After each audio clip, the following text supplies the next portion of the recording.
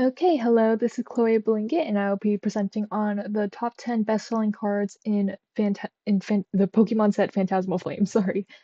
Um, so we're gonna go over, like I said, this is the top 10 best-selling cards. When choosing the top 10, I pay most of my attention to sales volume, market price, and market price changes, trying to strike a balance between these three. In my eyes, the best-selling cards are those that are selling a lot at a relatively high price, considering the card's history and the type of card it is. So, I sorted a top 10 for One Piece last week. This one's for Pokemon. Um, but essentially, I sorted my top 10 differently this week than last week and a little differently from the other sets. So I'm doing three sets in total. For each set, I sort of adjusted my and refined my choosing process as I kept going. So this is the first set I applied the formula to, and then the next set it'll be a little different, but that's just to say. Um, So for this one, I looked at the top 15 popular on price charting and top 15 best selling on TCG Player related to the set. So I have the doc open here for Phantasmal Flames. This is the top 15 most popular um, cards related to Phantasmal Flames via price charting.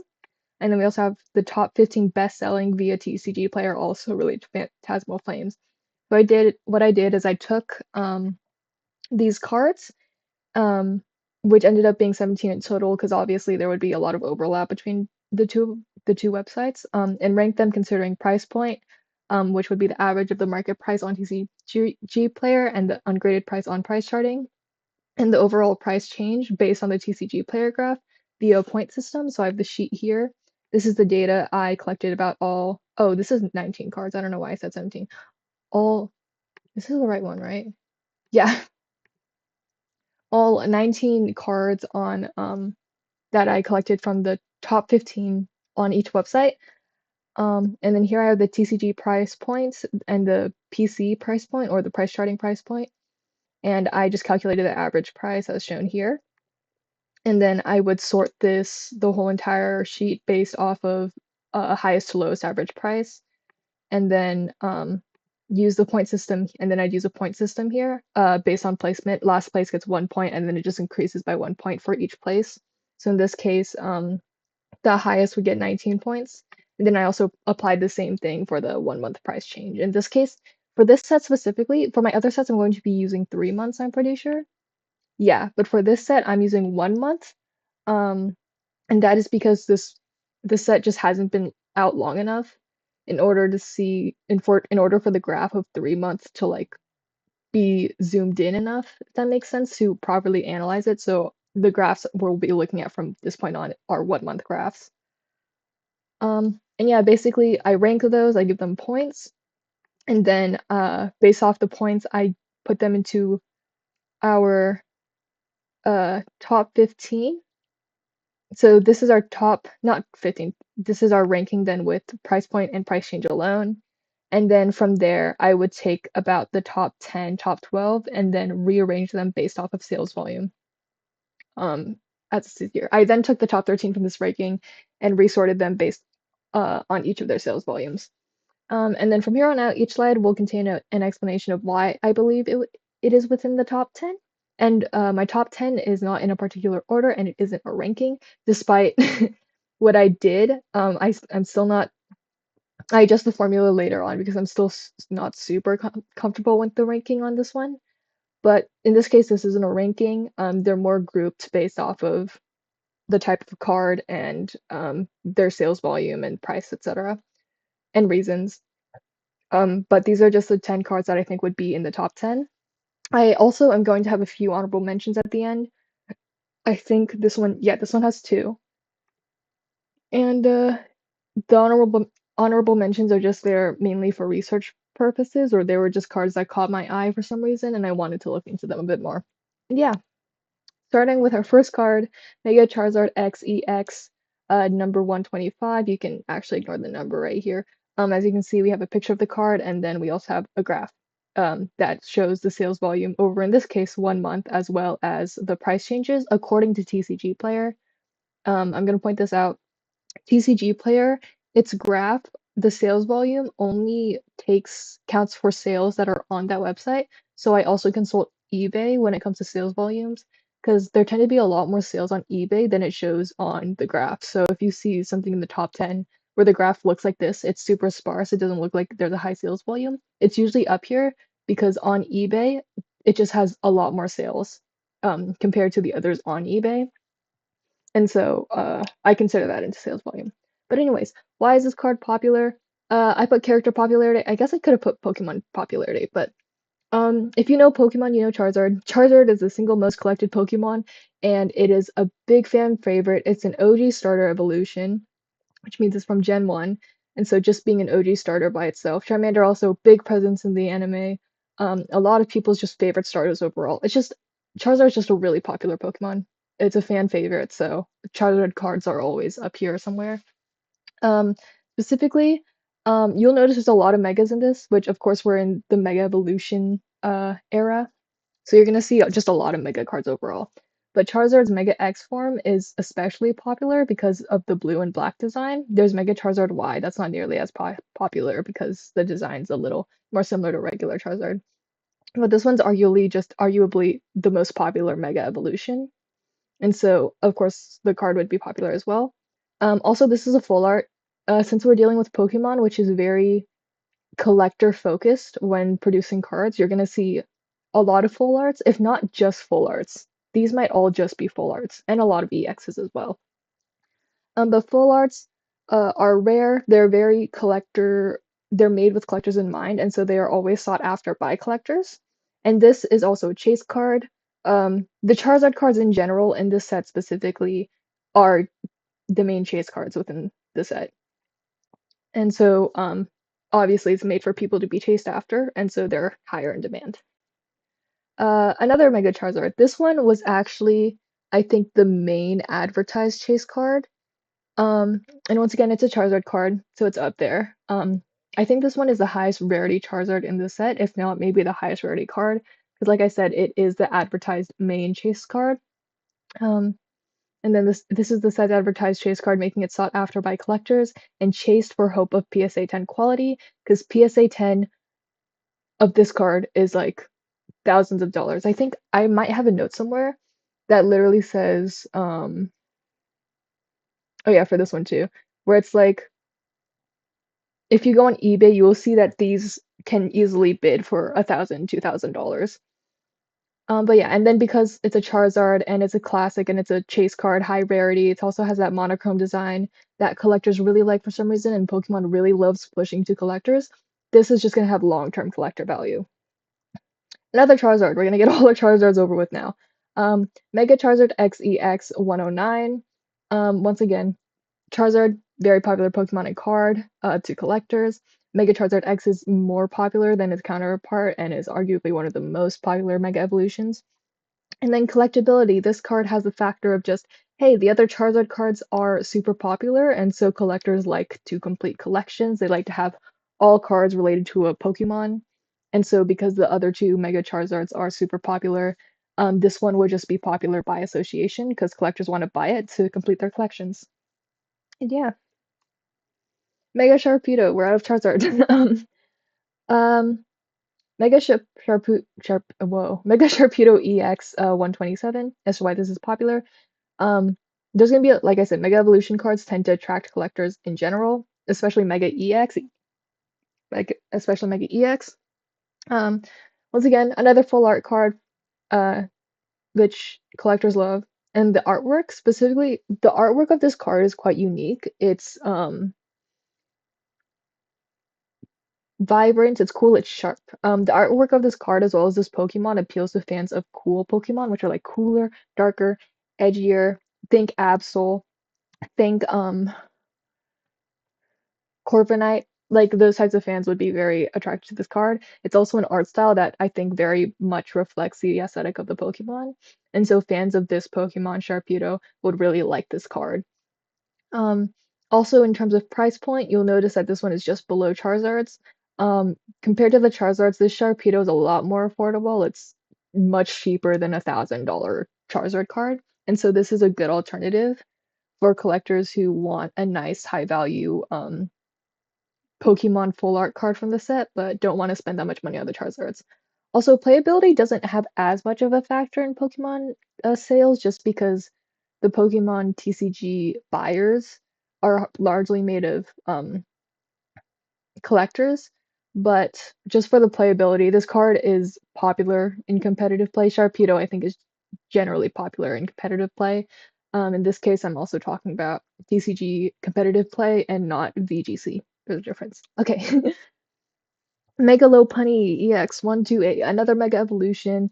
This is Lopunny, which anyone who has ever touched the Pokemon fan base knows that Lopunny has a large and dedicated fan base as a Pokemon for reasons. But this is specifically the Mega Evolution. Like I said, Mega Evolutions in general tend to be popular. I know that this Evolution of Lopunny tends to be pretty well liked.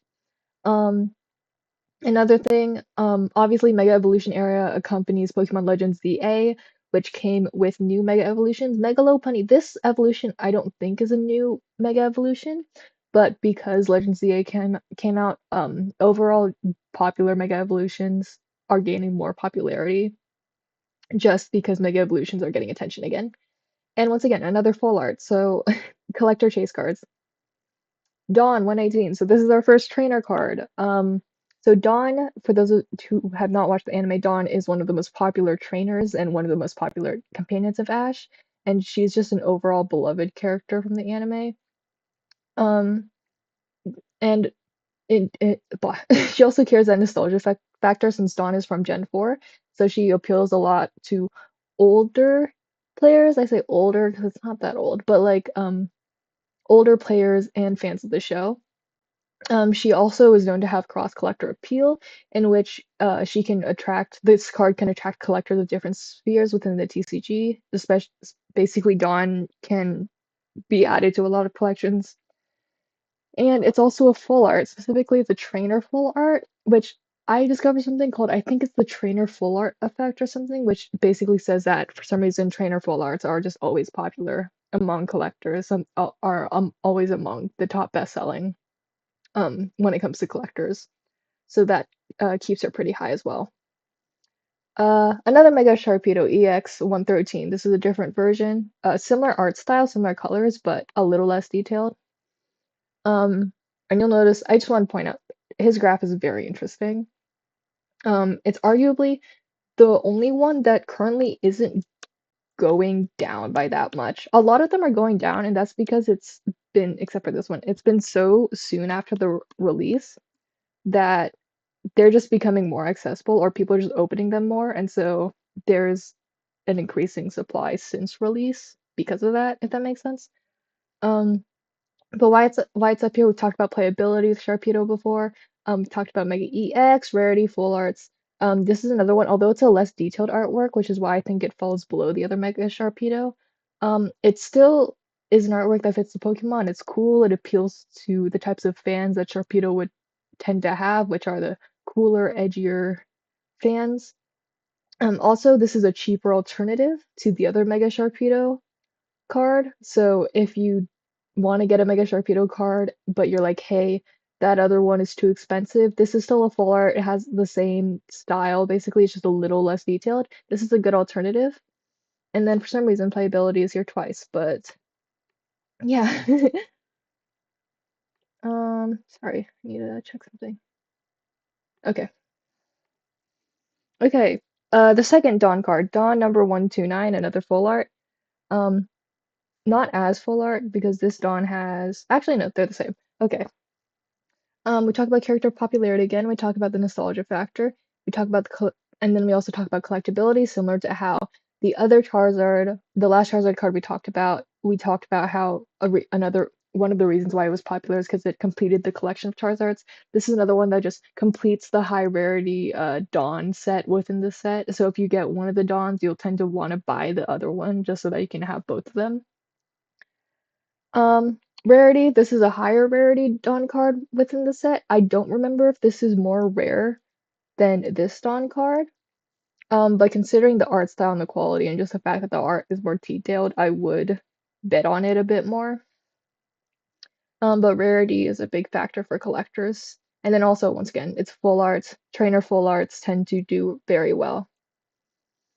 Oh, we have another Mega Charizard XEX 13. You also realize this one is not full art. Um, why it's here. We talked about character popularity. Talked about the Mega X form. We haven't talked about playability, but essentially, if you were a player and you wanted a Mega Charizard X card that had the moves from this set, you would buy this card and not the rare cards because you want it for playability and not for collection. And so this card appeals more to players than collectors. And then also it also appeals to collectors because like the other Charizard card, this completes the Charizard set within this set. If you have the other Charizard cards, you're like, might as well buy this one so that I can have all of them. And then I think this is the last of our top 10 here. Mega Gengar, EX number 56. Another not a full art. This one I chose, I think, mainly because of the graph. It's also, I think, the only one of the top 10 that currently has a positive price change, which I don't think it's positive by that much money, but it's positive by a pretty good percentage. But as to why it's popular, character popularity, um, Gengar uh is a f- is Gengar is a well-liked Pokemon with massive following. I'm just not personally a fan of it. And it's also a good Pokemon that I know a lot of people play with when it comes to the video game. It also appeals to the same aesthetic as Sharpedo does, which is that super dark aesthetic, that edgy, that ghost aesthetic, which appeals to collectors. And for players, sorry, I need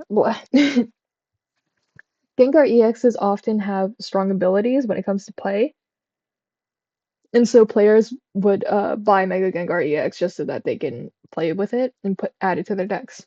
Now we're on the honorary mentions. So Meowth 106. I put this one in honorary mentions because it kept popping up within the top um sellers or the most popular when I was looking at him. It was like always around like 4 or 5, but it didn't make it into the top 10, obviously. Just because I think its price point and its price change just made it become lower. But as to why it showed up as being popular, um, it's Meowth. Meowth is an iconic mascot level Pokemon due to Team Rocket's Meowth. For those who have not watched the anime, Team Rocket are the villains and Meowth talks. But it offers anime nostalgia as well as just overall nostalgia. It's also a full art, um, and it has a really clean, vibrant, nostalgic art style that would appeal to fans. And it's also cheaper than other cards while still maintaining a high quality, um, with a nice art style, and so that makes it quite popular. This is another one. This is my last honorary mention. This is another one that it didn't show up all the time in the top sellers, but it showed up once high enough that it caught my eye. And actually, this was a popular full art card that I didn't include above, simply because TCG players show such a low sales volume. This is literally only one sale within the past 3 months. So past month, it would also show past 3 months. There has only been one sale of this card, and therefore I just couldn't, in good conscience, put it in my top bestsellers because I just didn't have enough data for it. But I would think that this was a popular full art card that's well liked because it has a very appealing art style. It's vibrant, it's quite unique, it's very stylized, and I think collectors would like that a lot. And also Rotom. Rotom has a character popularity that I think people don't really, among modern fans mainly. It has modern appeal and within for the players of like video games, and for those who have experienced anime, this has overall flexibility when it comes to play, and so it makes it a popular Pokemon by video game players. I don't know if it does so by TCG players, but I know quite a few Pokemon players who play the video game and like Rotom. And yeah, that's my analysis of the top best-selling cards within Phantasmal Flames. Yeah.